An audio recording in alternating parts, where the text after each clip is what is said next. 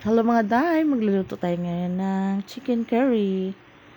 So, ayan, i-prepare ko muna ang aking mga ingredients katulad ng sibuyas, luya, bawang, carrots, patatas, bell pepper at cauliflower. Sa patatas pala, bago ko siya ihalo, piniprito ko muna siya para hindi siya madaling madurog pag hinalo na.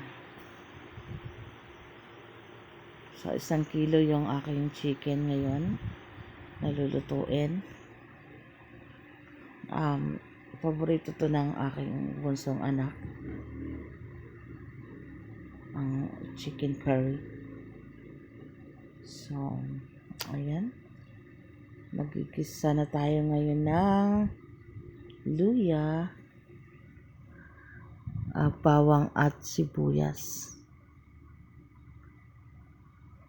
Ayan. So, lalagyan na rin natin ng curry powder. At igisa na natin ang chicken.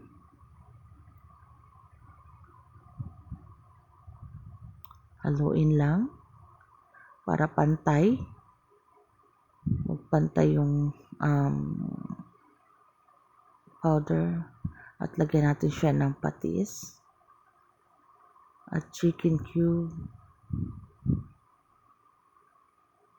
So, pakaluin lang natin. Nilagyan ko na rin siya ng half cup of water.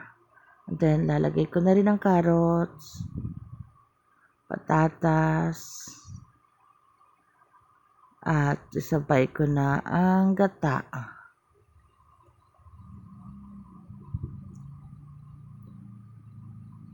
At hayaan natin kumulo.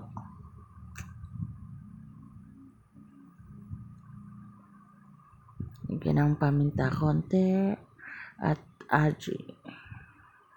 Pampalasa. At ilagay ko na ang ating cauliflower. Sabay ko na rin ang bell pepper. Ayan. So, luto na siya. Lagyan natin ng iba para creamy ang ating chicken curry. Ayan. Luto na siya. So, syempre, titikman na natin siya. Mukhang masarap. Ang sarap nga. Kain na tayo.